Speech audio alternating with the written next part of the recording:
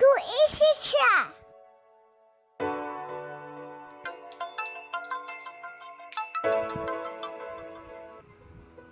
Hi friends, মই আপোনালোকৰ বাবে লৈ আহিছোঁ চাবা যুগুত কৰি দিয়া ক্লাছ 9 আৰু ক্লাছ 10ৰ বাবে ইংৰাজী বিষয়ৰ সিলেবাছখন। প্ৰথমতে কৈছোঁ ক্লাছ 9খন। ক্লাছ 9ত জানুৱাৰীত ইতিমধ্যে হৈ গৈছে the fun they had cross ছেকশ্যনৰ পৰা আৰু tense from the grammar section. ফেব্ৰুৱাৰী মাহত শেষ হ'ব লগা আছিলে এভলাইন গ্লিনি, বিছমিল্লা খান, এই দুটা আছিলে ক্ৰছ ছেকশ্যনৰ পৰা, আৰু দ্য ৰোড নট টেকেন এইটো এই কবিতাটো হৈছে পয়েট্ৰি ছেকশ্যনৰ পৰা। আৰু জানুৱাৰী মাহত যিটো নেকি টেন্স আমি শিকিছিলোঁ বা বুজাইছিলোঁ সেইটো ফেব্ৰুৱাৰী মাহতো কণ্টিনিউ কৰিব লগা হৈছে।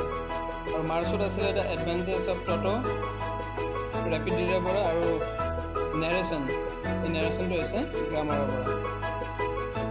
এইখন হিচাপেই আমি চিলেবাছখন আমি ফ'ল' কৰিছিলোঁ। নেক্সট আমি যাম এপ্ৰিল মাহলৈকে। এপ্ৰিলত আমাক লাগিব, ইতিমধ্যে এইবিলাক হৈয়ে গৈছে, the bond of love cross ছেকশ্যনৰ পৰা, the lake isle of Innisfree poem section means পয়েট্ৰিৰ পৰা, আৰু গ্ৰামাৰৰ পৰা লাগিব প্ৰিপ'জিশ্যন। মে' মাহত আমাক লাগিব বা লাগিছিলে মাই চাইল্ডহুড ক্ৰছ ছেকশ্যনৰ পৰা, এ লিজেণ্ড অফ দ্য নৰ্থলেণ্ড পয়েট্ৰি ছেকশ্যনৰ পৰা, আৰু তাৰপিছত গ্ৰামাৰ লাগিছিলে আমাক মে' মাহত ৱৰ্ড অৰ্ডাৰ। নেক্সট জুন মাহত যদি আমি চাবলৈ যাওঁ, জুন মাহত আমি শিকিছিলোঁ বা পঢ়িছিলোঁ the happy prince rapid reader পৰা, আৰু ভইচ চেঞ্জ গ্ৰামাৰ ছেকশ্যনৰ পৰা। এইবাৰ নতুনকৈ চাবাই এই চিলেবাছখন মান্থ ৱাইজ মানে ভাগ কৰি দিছে, যাতে টিচাৰ সুবিধা হয়, তেওঁলোকে যাতে লেচন প্লেনবিলাক বনাওঁতে অলপ ইজি হয়, সেইটো কাৰণে। নেক্সট আমি চাব লাগিব আফটাৰ জুলাই মিনছ গৰমৰ বন্ধৰ পিছত আগষ্টৰ পৰা নেক্সট হাফৰ কাৰণে যিখিনি চিলেবাছৰ প্ৰয়োজন হয় সেইখিনি হৈছে আগষ্টত আমাক লাগিব এই visit to Kaziranga and Sivasagar cross ছেকশ্যনৰ পৰা, ন' মেন আৰ ফৰেইন এইটো হৈছে পয়েট্ৰি এটা, আৰু গ্ৰামাৰৰ পৰা কুৱেশ্যন পেটাৰ্ণ। তাৰপিছত ছেপ্টেম্বৰৰ কাৰণে আমাক লাগিব ৱেডাৰিং দ্য ষ্টৰ্ম ইন আৰচামা, এইটো হৈছে ৰেপিডৰ পৰা হয়। নেক্সট স্লাম্বাৰ ডিড মাই স্পিৰিট চিল, এইটো এটা পয়েট্ৰি হয়। ডিগ্ৰীজ অফ কম্পেৰিজন গ্ৰামাৰ ছেকশ্যনৰ পৰা, এম্প্লিফিকেশ্যন আৰু ষ্টৰি ৰাইটিং গ্ৰামাৰ ছেকশ্যনৰ পৰা। এইখিনি বস্তু আমাক লাগিব ছেপ্টেম্বৰৰ কাৰণে।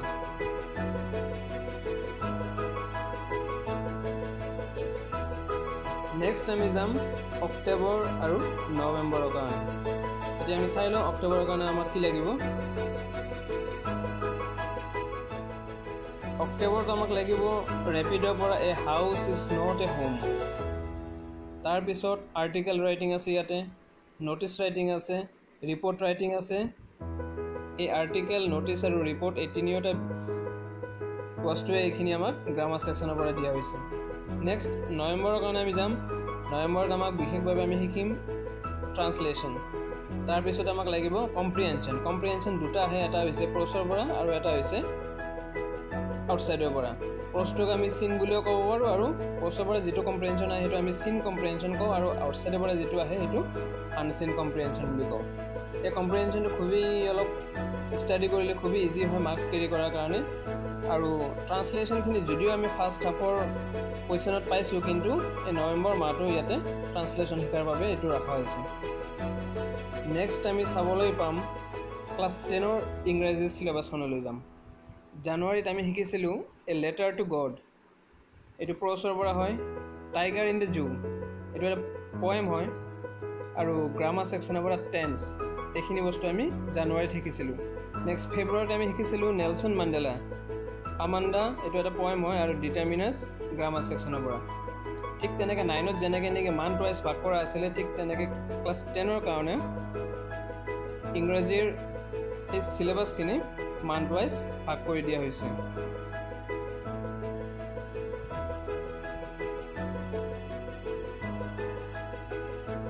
এইখিনি আপোনালোকে নোট কৰি ল'ব পাৰে। ঠিক ইয়াৰ পিছত আমি যাম মাৰ্চ আৰু এপ্ৰিলত। এতিয়া আমি চাই লওঁ মাৰ্চ আৰু এপ্ৰিল মাহৰ কাৰণে আমাক কি কি লাগিব। এইখিনি কিন্তু ক্লাছ 10ৰ কাৰণে আপোনালোকে নোট কৰি ল'ব এইখিনি।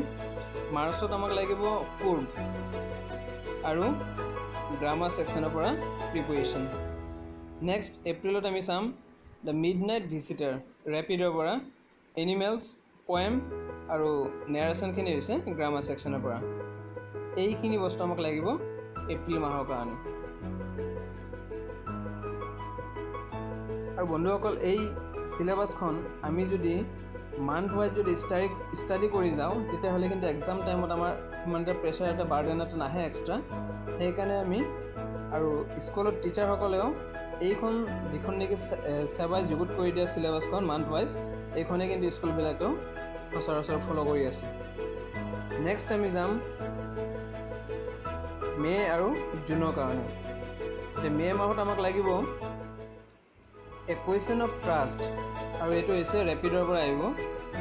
চিনথেচিছ অফ চেণ্টেন্স আৰু ভইচটো যোৱা এপ্ৰিল মাহত আমি ভইচ শিকি আছিলোঁ আৰু এই মে' মাহতো আমি ভইচখিনি কণ্টিনিউ কৰিম ইয়াতে। নেক্সট আমি জুন মাহত আমাক লাগিব ফগ এটা হৈছে একেবাৰে সৰু কবিতা, কিন্তু ইয়াতে যিবিলাক নিয়ে প্ৰশ্ন আহে পূৰা কনফিউজিং টাইপৰ হয়, এনেকুৱা লাগে যেন গোটেইকেইটা প্ৰশ্নৰ এটাই উত্তৰ। সেইবাৰ যিয়ে নহওক, নেক্সট আমাক তাৰপিছত আছে আমাৰ ভাৰ্ব ফ্ৰেজ আৰু কম্প্ৰিহেনশ্যন আছে গ্ৰামাৰৰ পৰা। ইয়াতো সেই কম্প্ৰিহেনশ্যন দুটা আহে, এটা হৈছে ফ্ৰম দ্য বুক মিনছ চিন কম্প্ৰিহেনশ্যন আৰু এটা হৈছে আউটছাইড বুক আহে, এইটো আনচিন কম্প্ৰিহেনশ্যন। আৰু গ্ৰামাৰৰ পৰা ভাৰ্ব ফ্ৰেজ এইখিনি বস্তু অলপ চাব লগা আছে ইয়াতে। নেক্সট আমি চাম আফটাৰ ছামাৰ ভেকেশ্যন মিনছ গৰমৰ বন্ধৰ পিছত আগষ্ট আৰু ছেপ্টেম্বৰত আমাক কি লাগিব সেইখিনি চাই ল'ম। আগষ্টত আমাক লাগিব টি ফ্ৰম আছাম, এইটো এটা প্ৰ'জ হয়, ইণ্টাৰেষ্টিং হয় about Assam. Next footprints without feet, এইটো হৈছে ৰেপিডৰ পৰা আহিব। তাৰপিছত গ্ৰামাৰ ছেকশ্যন অলপ আছে যে ভকেবুলাৰী, সেইবিলাক আমি আগষ্ট মাহতে পঢ়িবলৈ পাম। তাৰপিছত আছে ট্ৰান্সলেশ্যন আছে বা ছাবষ্টেঞ্চ ৰাইটিং। এতিয়া ট্ৰান্সলেশ্যন আৰু ছাবষ্টেঞ্চৰ বিষয়ে মই অলপ কৈ দিম। ট্ৰান্সলেশ্যন সাধাৰণতে অসমীয়া মাধ্যমৰ ল'ৰা ছোৱালীসকলে বা ছাত্ৰ ছাত্ৰীসকলে লিখে, আৰু ছাবষ্টেঞ্চটো হৈছে যিখিনি ইংলিছ মিডিয়ামৰ আছে তেওঁলোকে ছাবষ্টেঞ্চটো অলপ ইজি ফিল কৰে। তাৰপিছত আছে ছেপ্টেম্বৰৰ কাৰণে আছে মেডাম ৰাইটছ দ্য বাছ, এইটো এটা প্ৰ'জ হয়। The tail of custard the dragon, এইটো এটা পয়েট্ৰি হয়। আৰু চেণ্টেন্স কাৰেকশ্যন গ্ৰামাৰ ছেকশ্যনৰ পৰা। তাৰপিছত নেক্সট আমি যাম অক্টোবৰ আৰু নৱেম্বৰত আমাক কি লাগিব সেইখিনি চাম। অক্টোবৰত আমাক লাগিব দ্য হেগ ড্ৰাইভাৰ, এইটো এটা ৰেপিডৰ হয়।